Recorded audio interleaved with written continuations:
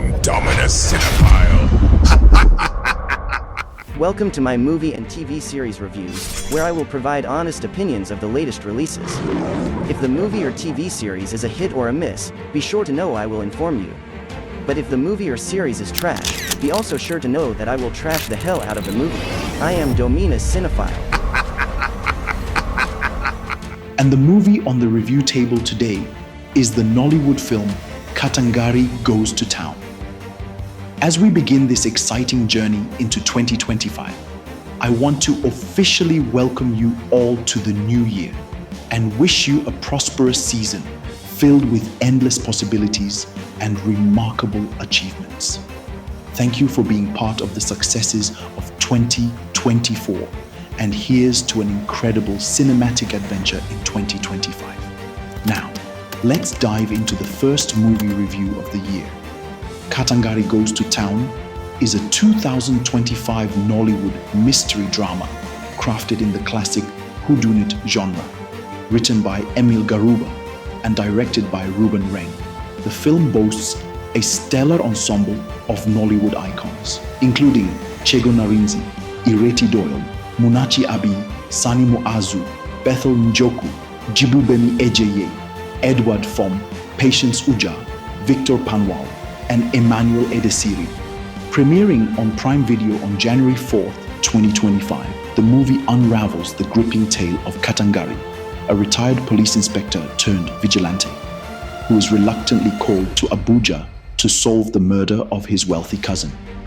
As he delves deeper into the case, he is ensnared in a labyrinth of family secrets, betrayal, and intrigue. Armed with his sharp intellect, trusty rifle, and a dose of eccentricity, Katangari embarks on an intense quest to uncover the truth, with every family member a potential suspect. Having read numerous Agatha Christie novels and watched nearly every Hollywood whodunit movie based on her works, it became glaringly obvious that Katangari Goes to Town is a blatant copy of one of those adaptations. Films like Murder on the Orient Express, A Haunting in Venice, and Death on the Nile immediately come to mind, alongside other whodunit titles like Glass Onion, A Knives Out Mystery. However, the real question isn't just whether this movie is an uninspired replica of those classics, but whether it captures the intricate storytelling and suspense that define the genre, or if it falls flat and wastes the audience's time. From the very opening scene, the film sets itself up for disappointment. We're introduced to Katangari in a hooded outfit, ambushed by 3 thugs, one wielding a large machete. These criminals, supposedly infamous for terrorizing their community, are meant to inject tension and intrigue. Yet, in a misguided attempt to build suspense and engage the audience, the director fumbles this critical moment. The scene feels forced, lacking authenticity, and fails to establish the stakes or emotional pull necessary for a compelling start. Instead of drawing viewers in, it sets the tone for what becomes a lackluster and unoriginal experience. Imagine this. Katangari, an old man portrayed as some kind of improbable hero, reveals himself to the thugs and attempts to arrest them. 2 of the thugs, instead of overpowering him as one would logically expect, charge at him in what can only be described as the most absurd and laughable takedown attempt. What follows is an utterly weak and unconvincing fight scene. With a single feeble touch, Katangari, an elderly man, manages to knock out both thugs, leaving only the leader wielding a machete. But the ridiculousness doesn't end there.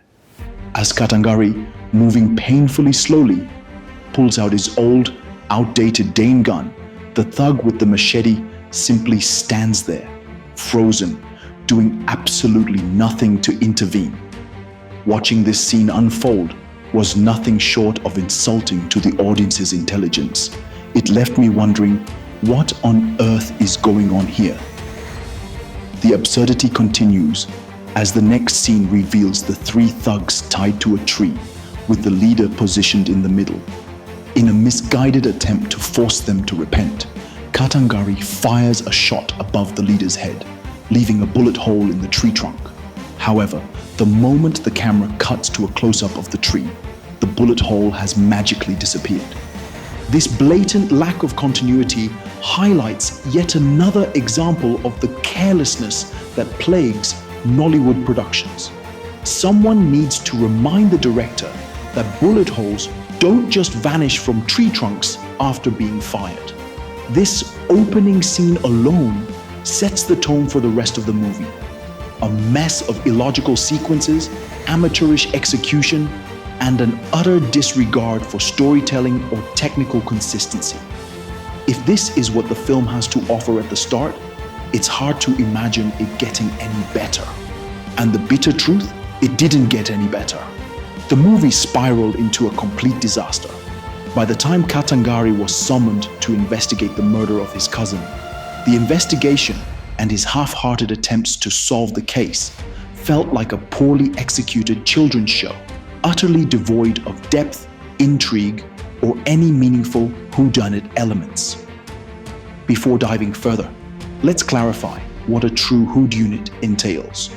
A whodunit is a mystery subgenre that hinges on solving a crime, typically a murder, by uncovering the perpetrator among a group of suspects. These films thrive on suspense, clever misdirection, and a trail of clues that culminate in a surprising yet logical resolution. Essential components include a compelling mystery, layered suspects, ingenious clues, red herrings, a charismatic investigator, and psychological depth. Exemplary whodunits like Knives Out, Murder on the Orient Express, and The Girl with the Dragon Tattoo engage the audience with intellectual challenges and deliver a rewarding conclusion.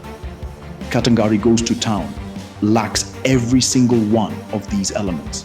This film is so bland, so poorly crafted, that it will drown you in mediocrity. Take, for instance, the scene where Katangari visits the home of his murdered cousin. The family gathers to watch what was meant to be the deceased's final will and testament. Instead, chaos ensues as the video reveals the cousin's posthumous instructions for Katangari to investigate his death, alleging that someone within the family or a business associate is responsible. At this moment, the film had the perfect setup for a gripping, intricate mystery.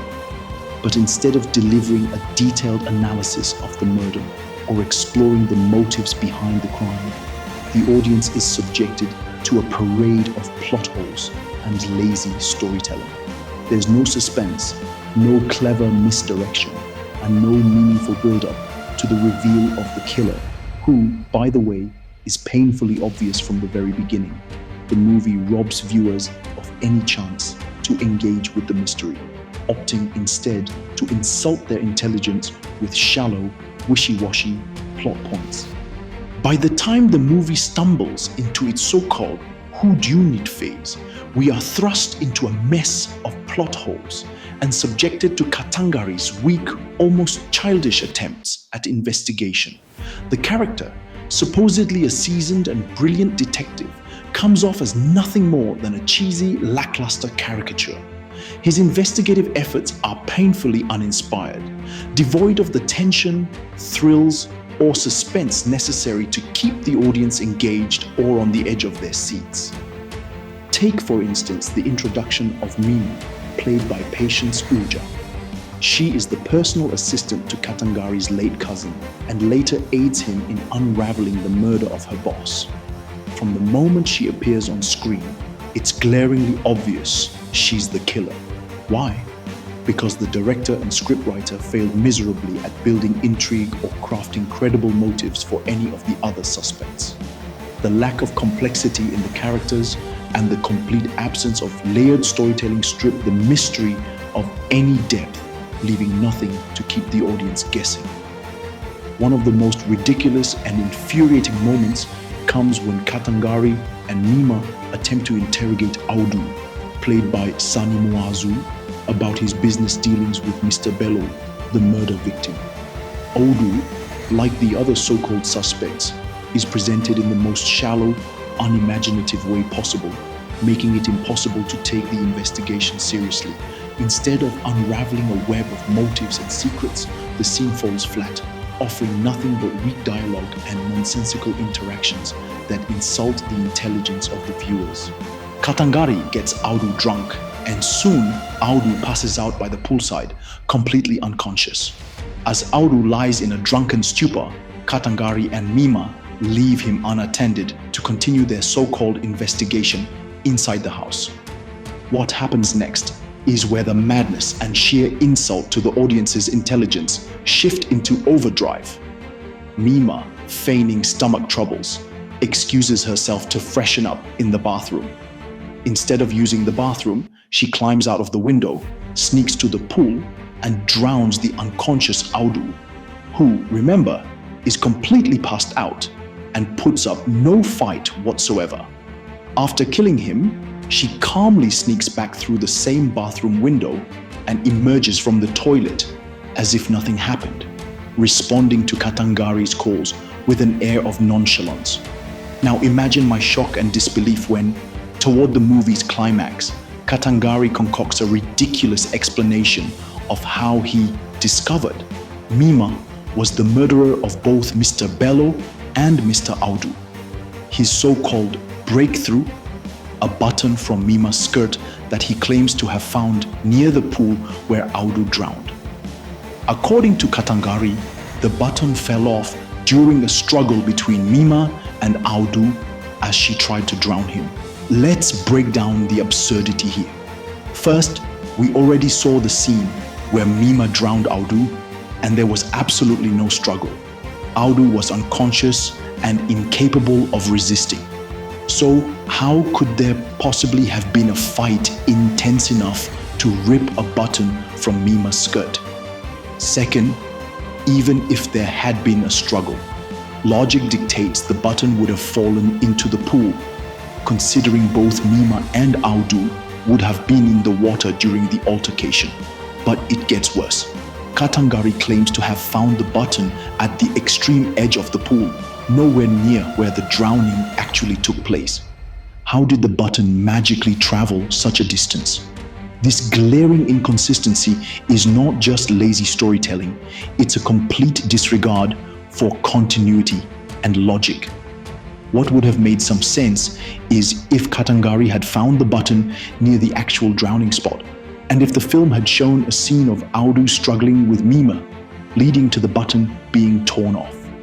But instead, the movie serves us this nonsensical, poorly thought out explanation, further cementing its status as a sloppy, amateurish disaster. Let's talk about the performances, starting with Segun Arinze as Katangari. As a veteran Nollywood actor, one would expect more from him, especially given the pivotal role he was playing. Unfortunately, his portrayal of Katangari was uninspired and weak, a poor imitation of Hercule Poirot, the iconic detective from Agatha Christie's novels and films like Murder on the Orient Express. Arinze's performance lacked depth and conviction, with his delivery marred by the usual monotone dialogue that plagues many Nollywood productions. Instead of bringing the character to life, he felt lifeless and unengaging, failing to command attention or embody the sharp intellect and charisma expected of a detective protagonist. The director must also share the blame for this underwhelming performance. The film did nothing to showcase Katangari's supposed detective brilliance, leaving the character flat and devoid of any compelling traits. Arinze's lackluster portrayal could have been partly salvaged with better writing or direction, but the script itself was riddled with poor dialogue and unimaginative scenes. Ultimately, Arinze's below-average performance reflects not only his own shortcomings, but also the movie's broader issues: a weak script, poor character development, and a director who seemed completely out of touch with what makes a detective story engaging. The result? A performance that fails to resonate and a character that falls woefully short of expectations. Patience Ujah takes on the role of Mima, the villain and personal assistant to the murdered Mr. Bello. But her performance is nothing short of a disappointment. For a character central to a murder mystery, Ujah's portrayal lacked depth, subtlety, and the tension required for a role like this. Her character, instead of being a cunning villain, attempting to conceal her crime, practically telegraphs her guilt with every scene. There's no intrigue, no mystery, just a series of obvious cues that ruin any suspense the film might have aimed for. Her performance fails to convey the complexity of a character hiding a dark secret, leaving her portrayal flat and unconvincing. Like Segun Arinze, her lackluster performance can be traced to the poorly written script, weak dialogue, and the director's inability to elevate her character or guide her performance. Instead of delivering a compelling antagonist, Ujah's Mima fades into mediocrity, offering nothing memorable or impactful. The rest of the cast fares no better. Ireti Doyle, Munachi Abii, Sani Mu'azu, and the remaining ensemble deliver performances as uninspiring as the film itself. None of the actors manage to bring any spark or brilliance to their roles, leaving the entire cast devoid of commanding or noteworthy moments. The lack of energy and creativity from the actors only amplifies the film's broader failings, making Katangari Goes to Town a complete misfire, both in performances and overall execution. In summary, Katangari Goes to Town is a disastrous attempt by Nollywood to break into the whodunit genre. From its very first scene, the film nosedives into failure with a weak, uninspired opening plot that sets the tone for the chaos to follow. The director's inability to craft a cohesive and compelling murder mystery is glaring.